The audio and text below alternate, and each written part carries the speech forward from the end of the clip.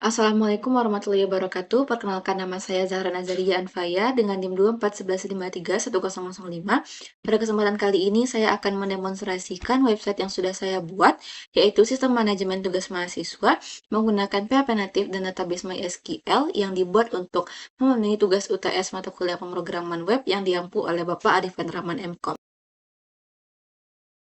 Langsung saja kita mulai dari halaman login. Yang pertama, pada halaman login akan diminta inputan email dan password. Di sini juga sudah dibuatkan placeholder untuk contoh format email yang benar. Jika kita belum pernah mendaftar akun sebelumnya, kita bisa klik daftar di sini, maka akan otomatis diarahkan ke halaman register. Di sini kita bisa memasukkan nama lengkap kita terlebih dahulu, Zahra Nazaria. Untuk kode register kita lihat di sini. Di sini saya menambahkan fungsi bersihkan, yang mana ini adalah fungsi yang saya buat pada helpers. Di sini untuk fungsi bersihkan saya menggunakan HTML special charge, strip text, dan trim untuk mencegah terjadinya cross-site scripting agar mencegah inputan berbahaya yang dimasukkan oleh user. Kita kembali ke register. Nah, di sini juga terdapat kode untuk validasi. Misalnya nama tidak boleh kosong, email juga tidak boleh kosong, format email, dan sebagainya. Untuk login dan register, di sini saya menggunakan post karena ini lebih aman digunakan karena tidak terlihat pada URL. Nah, langsung saja kita mulai demonstrasinya. Misalnya kita masukkan di sini passwordnya itu admin, konfirmasi password admin, kita klik daftar. Maka akan muncul validasi untuk password minimal 8 karakter, satu huruf besar, minimal 1 angka. Kita klik lagi, jika kosong maka akan muncul pesan password tidak boleh kosong. Ini juga, jika kita klik daftar sekarang, email tidak boleh kosong. Nah, masukkan lagi emailnya, kita buat admin 123. Ya, adminnya hanya besar, admin 123. Sebelum itu, saya sudah membuat untuk tabel user, di sini saya sudah masukkan data yaitu Zahran Azaria, emailnya Zahran Azaria. Lalu untuk password sudah menggunakan password hash yang mengkonversi password menjadi karakter-karakter yang bisa dibaca seperti ini. Lalu kita kembali ke sini. Nah, pada sistem ini, email yang digunakan hanyalah boleh satu email yang sama. Di sini juga bisa dilihat untuk kodenya. Akan ada pengecekan email duplikat. Jadi jika kita coba untuk masukkan email yang sama seperti yang sudah pernah didaftarkan dari Azaria, lalu kita klik daftar sekarang, maka akan muncul lagi validasi bahwa email ini sudah pernah digunakan sebelumnya. Seperti yang bisa terlihat di sini, Zahran Azaria sudah pernah digunakan. Lalu kita ganti emailnya menjadi Zahran Azaria hanya 2. Masukkan lagi admin hanya besar, admin 123, admin 123. Kita klik daftar sekarang, maka akan secara otomatis diarahkan ke halaman login. Nah, kita masukkan lagi email yang kita gunakan untuk mendaftar tadi, yaitu Zahran Azaria. Kita bisa cek di sini. Kita refresh, kita lihat di user.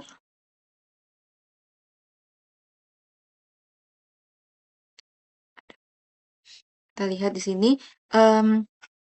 Di sini adalah 3 email yang berbeda karena hanya boleh satu email yang sama. Di sini juga sudah terlihat bahwa password sudah menggunakan password hash, sehingga password sudah dikonversi menjadi karakter-karakter yang tidak bisa dibaca seperti ini. Lalu kita kembali ke sini. Kita login menggunakan admin 123. Kita lihat kodenya untuk login. Di sini juga terdapat validasi inputan, yaitu email tidak boleh kosong, email format email tidak valid, serta password tidak boleh kosong. Misalnya kita kosongkan contohnya, kita klik login, akan muncul validasi inputnya. Kita isi admin 123. Kita klik login. Jika semua inputan sudah benar, maka kita akan diarahkan ke halaman dashboard. Di sini juga terdapat navigation bar, kita perbesar. ada dashboard, semua tugas, dan form untuk tambah tugas. Yang pertama kita lihat terlebih dahulu dari halaman dashboard. Di sini saya menggunakan Bootstrap, itu card. Di sini terdapat statistik dari tugas kita secara keseluruhan, ada total semua tugas, lalu tugas yang sedang dikerjakan, tugas yang selesai, dan tugas yang terlambat. Di sini masih menggunakan card dari Bootstrap. Di sini akan ditampilkan 5 tugas dengan deadline terdekat. Lalu di sini akan ditampilkan juga tugas terbaru yang diinputkan. Lalu pada halaman semua tugas, di sini terdapat fitur untuk melakukan pencarian tugas berdasarkan judul atau mata kuliah. Lalu di sini terdapat fitur filtering berdasarkan status, lalu berdasarkan prioritas, lalu kita bisa mengurutkan berdasarkan deadline, lalu terbaru atau prioritas. Langsung saja, sebelumnya kita lihat terlebih dahulu untuk kodenya. Untuk kode halaman dashboard-nya, di sini bisa terlihat untuk statistik tugas, kita akan mengambil data dari database setelah kita menambahkan data-data tugas. Lalu di sini akan ditampilkan 5 deadline terdekat dan 5 tugas terbaru. Dan ini untuk kode HTML-nya. Di sini saya menggunakan Bootstrap, menggunakan card dari Bootstrap. Bisa dilihat di sini. Lalu kita akan mencoba untuk mendemonstrasikan fitur CRUD-nya. Pertama kita lihat kode untuk create. Kita akan mendemonstrasikan dari fitur create. Yang pertama, jika kita klik tambah tugas, di sini akan diminta judul tugas, mata kuliah, deadline, dan sebagainya. Untuk judul tugasnya, misalnya kita buatkan contohnya laporan praktikum pemrograman web. Lalu kita pilih mata kuliahnya pemrograman web. Kita pilih deadline-nya misalnya hari ini 17 April, prioritasnya tinggi, status sedang dikerjakan. Di sini kita bisa menambahkan deskripsi dari tugas atau catatan namun bersifat opsional. Misalnya kita buat laprak 2. Nah, di sini kita juga bisa menambahkan gambar. Kita bisa klik choose file. Kita pilih ini. Lalu kita klik untuk gambar ini juga bersifat opsional. Kita klik tambah tugas. Maka akan muncul pop-up tugas berhasil ditambahkan. Nah, setelah berhasil ditambahkan, pada halaman semua tugas ini akan terlihat list tugas yang sudah kita tambahkan. Di sini ada judul tugas, mata kuliahnya, deadline, dan sisa hari menuju deadline. Di sini juga terdapat catatan yang sudah kita tambahkan tadi. Nah, di sini saya juga menggunakan badges dari Bootstrap. Di sini ada badges berdasarkan statusnya atau kriterianya, apakah tinggi, rendah, atau sedang, dan statusnya. Apakah belum dikerjakan, sedang dikerjakan, atau sudah selesai dikerjakan.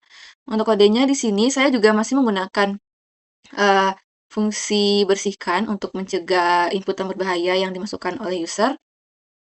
Lalu di sini juga ada validasi lagi, lalu validasi input. Lalu kita bisa mencoba menambahkan satu tugas lagi. Misalnya laprak ML, mata kuliahnya machine learning, deadline-nya tanggal 28, prioritasnya sedang, statusnya belum dikerjakan. Kita buat di sini laprak regresi linear, misalnya. Lalu untuk lampiran opsional bisa kita abaikan, kita tambah tugas. Maka di sini akan muncul lagi tugas terbaru yang kita tambahkan, yaitu laprak ML dengan detail yang sama, mulai dari judul, mata kuliah, deadline, dan berapa hari lagi menuju deadline, serta catatan. Di sini juga terdapat badges-nya berdasarkan prioritas dan status. Untuk warnanya dibedakan untuk mempermudah user dalam filtering. Lalu di sini setelah untuk fitur lihat detailnya yang mengimplementasikan read, kita klik. Nah, maka di sini akan muncul detail dari tugas laporan praktikum pemrograman web. Di sini ada statusnya dan prioritasnya. Lalu di sini ada mata kuliah, tanggal ditambahkan, deadline-nya, terakhir diupdate, catatan, dan juga akan ditampilkan lampiran yang sudah kita upload tadi. Di sini juga ada fitur untuk melakukan update status secara cepat tanpa perlu masuk ke halaman edit. Bisa kita ganti statusnya langsung. Status tugas berhasil diperbarui, misalnya kita bikin jadi belum dikerjakan atau sudah selesai. kembalikan lagi ke sedang dikerjakan. Di sini ada juga bisa kita klik yaitu edit, hapus, dan kembali ke halaman semua tugas tadi. Misal kita kembali ke halaman edit, kita ubah menjadi laprak 3. Untuk gambar ini kita bisa menghapusnya, simpan perubahan. Lalu kita kembali ke halaman semua tugas. Kita lihat lagi detailnya. Maka lampirannya sudah hilang dan datanya berhasil diperbarui. Lalu kita kembali ke halaman semua tugas. Jika kita ingin menghapus tugas, kita klik icon tong sampah ini, maka akan muncul pop-up pesan alert untuk memastikan apakah kita beneran akan menghapus tugas atau tidak. Kita bisa klik OK. Lalu akan muncul lagi informasi bahwa tugas berhasil dihapus. Lalu untuk melihat halaman dashboard, bisa kita lihat, di sini total tugasnya adalah 1, dikerjakan 0, selesainya 0, dan terlambat 0. Progres keseluruhannya adalah 0% dikarenakan 1 belum dikerjakan dari 1 tugas. Lalu deadline terdekat ini, dan tugas terbaru. Kita kembali ke halaman semua tugas, lalu kita tambahkan tugas lagi menjadi 6 tugas untuk melihat apakah pagination-nya berhasil atau tidak. Misalnya kita buat Oracle, atau kuliahnya basis data, deadline-nya itu tanggal 29, prioritasnya rendah, sedang dikerjakan. Ini opsional, kita skip saja, tambah. Lalu akan muncul di sini Oracle dengan badges yang berbeda warna lagi. Kalau prioritas rendah warna hijau, sedang warna kuning, dan jika tinggi berwarna merah. Lalu di sini untuk sedang dikerjakan akan berwarna biru, untuk belum dikerjakan berwarna merah, dan jika selesai dikerjakan akan berwarna hijau. Kita lakukan tambah tugas lagi. Kita buat di sini presentasi kewirausahaan, mata kuliah kewirausahaan. Deadline-nya tanggal 8 Mei. Tinggi, belum dikerjakan. Kita skip saja karena opsional. Kita tambahkan lagi tugas. Kita buat bahasa UTS pengalaman pengguna. Kita buat tanggal 12 Mei. Prioritasnya tinggi, belum dikerjakan. Tambah tugas lagi. Lalu kita tambah tugas lagi, misalnya laprak ML, web, pemrograman web, rendah, status, sedang dikerjakan. Nah, di sini kita sudah menginputkan 5 tugas, kita tambah satu lagi untuk melihat apakah pagination-nya muncul atau tidak. Kita buat laprak ML, bukan tugas 2 ADPL, analisis dan desain perangkat lunak. Deadline-nya ini sedang, belum dikerjakan. Kita tambah tugas. Nah, karena tadi sudah seperti yang saya jelaskan sebelumnya, pada satu halaman ini akan menampilkan 5 list tugas saja. Jika lebih dari 5 akan muncul pagination seperti ini. Sisanya akan dialihkan ke halaman berikutnya. Di halaman berikutnya juga hanya akan menampilkan 5 list tugas. Jika berlebih akan dilanjutkan ke halaman ketiga. Nah, selain itu kita bisa melakukan edit. Kita klik edit. Judul tugasnya kita ubah jadi pemrograman web. Kita ubah deadline-nya jadi tanggal 28. Prioritasnya rendah, sedang dikerjakan. Lalu kita bisa klik simpan perubahan. Maka akan muncul tugas berhasil diperbarui. Kita kembali ke halaman semua tugas. Lalu kita edit lagi, misalnya untuk Oracle, kita edit menjadi statusnya selesai dikerjakan. Kita klik simpan perubahan. Kembali lagi.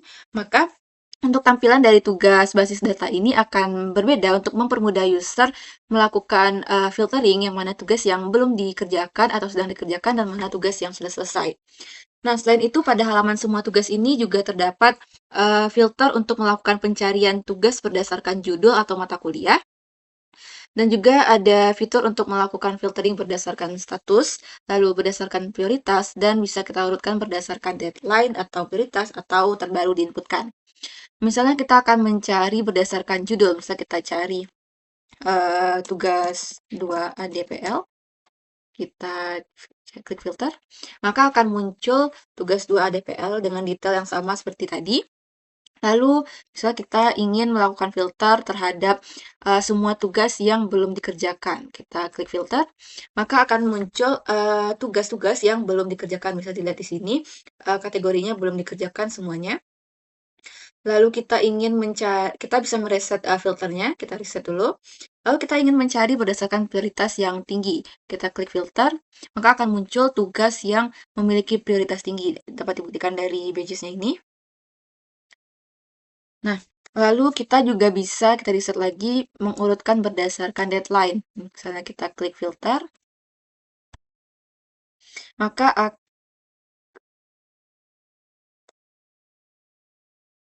nah kita juga bisa mengurutkan berdasarkan deadline. Misalnya kita lihat di sini berdasarkan deadline, maka akan berurut laprak machine learning 11 hari lagi, laprak pemrograman 11 hari lagi, 20 hari lagi, 21 hari lagi, 25 hari lagi. Kita juga bisa melakukan sekaligus semuanya, status yang belum dikerjakan dengan prioritas sedang, dan urutkan berdasarkan deadline. Kita klik filter, maka akan muncul dua tugas yang belum dikerjakan, prioritasnya sedang, dan diurutkan berdasarkan deadline. Untuk laprak ML 11 hari lagi, dan tugas 2 DPL 20 hari lagi. Kita reset. Lalu kita kembali ke halaman dashboard. Nah, di sini kita bisa melihat statistik terbaru. Dari 6 tugas yang ada, 1 dikerjakan dan 1 selesai. Untuk keterlambatan belum ada. Dan di sini bisa kita lihat progress bar-nya. Baru 17% yang selesai, 4 tugas yang belum, 1 sedang dikerjakan, 1 selesai. Nah, di sini akan ditampilkan 5 tugas dengan deadline terdekat. Jika kita klik lihat semua, maka akan diarahkan ke halaman semua tugas dan diurutkan berdasarkan deadline-nya. Kembali lagi ke halaman dashboard. Di sini juga sudah diurutkan 5 tugas berdasarkan yang terakhir kita upload. Diurutkan tugas 2 DPL, laprak web, dan bahas soal UTS. Nah, setelah semuanya selesai kita lakukan, kita bisa melakukan logout dengan klik nama di sini, lalu klik logout, maka akan diarahkan kembali ke halaman login. Baik, sekian demonstrasi website dari saya. Sebelum ditutup, saya akan melihatkan kode terlebih dahulu.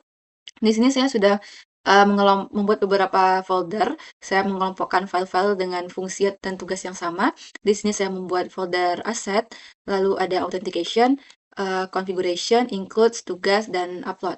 Untuk file asset ini berisi file style CSS, yang mana di sini berisi file custom CSS untuk memberi tampilan dari website. Lalu untuk folder authentication, saya membuat 3 file dalamnya, yaitu login, logout, dan register. Lalu untuk file configuration, folder configuration di sini saya buat file db, yang mana di sini saya menggunakan MySQL untuk melakukan koneksi ke database MySQL. Lalu di sini juga terdapat folder includes. Folder includes ini berisi file-file yang akan digunakan di setiap halaman seperti header dan footer. Nah, untuk helpers ini berisi sekumpulan function yang sudah saya buat untuk mempermudah pembuatan kode agar tidak dibuat berulang kali. Jadi saya buat di sini ada function redirect ini untuk membuka halaman secara langsung dari URL yang dimasukkan. Lalu ini untuk memeriksa apakah sudah login atau belum berdasarkan session ID-nya. Lalu di sini ada function wajib login. Sudah login ini, jika dia belum ada session ID-nya, berarti dia belum login, maka akan diarahkan ke halaman login menggunakan function redirect yang sudah dibuat sebelumnya. Akan langsung diarahkan ke halaman login. Lalu di sini juga terdapat function belum login, yang mana di sini akan dicek lagi, ini adalah kebalikan dari wajib login ini. Jika dia sudah login, maka dia akan langsung diarahkan ke halaman dashboard. Nah, di sini kita akan memeriksa untuk function sudah login, wajib login, belum login ini. Misalnya kita sudah login terlebih dahulu. Kita back, kita logout dulu.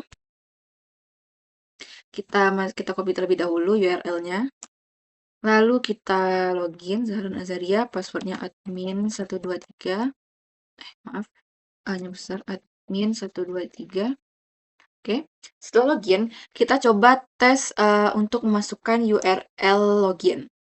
Kita klik enter, maka kita akan secara otomatis diarahkan ke halaman dashboard karena sudah pernah login sebelumnya, sesuai dengan, function belum login ini. Function ini, bekerja jika jika kita sudah pernah login, maka kita akan langsung diarahkan ke halaman dashboard. Lalu kita akan mencoba untuk, memeriksa function wajib login ini, yang mana misalnya kita logout dulu, sebelumnya kita copy dulu link dashboard, kita copy, lalu kita logout. Nah, di sini kan kita belum login, kita buka ya, halaman tab baru, kita kopikan halaman dashboard dengan kondisi kita belum login, kita klik enter, maka kita akan secara otomatis diarahkan ke halaman login, sesuai dengan function yang sudah kita buat tadi. Jika dia, eee, belum pernah login, maka akan diarahkan ke halaman login. Setelah dilakukan pengecekan, jika belum login, maka akan diarahkan ke halaman login. Lalu setelah helper, di sini ada folder tugas yang berisi, fitur CRUD. Di sini ada create, masih menggunakan, function bersihkan. Di sini menggunakan post juga, agar lebih aman karena data yang diinputkan tidak tampil di URL. Selain itu, di sini juga ada validasi untuk melakukan pengecekan dari inputan kita. Lalu di sini untuk, HTML-nya saya juga menggunakan Bootstrap, bisa dilihat di sini. Lalu untuk, delete juga sama, kita harus, wajib login terlebih dahulu, akan dicek agar bisa dibuka. Lalu di sini ada halaman detail, lalu ada halaman edit, index yang menampilkan semua list tugas. Ini yang update status secara cepat tadi, yang di sini.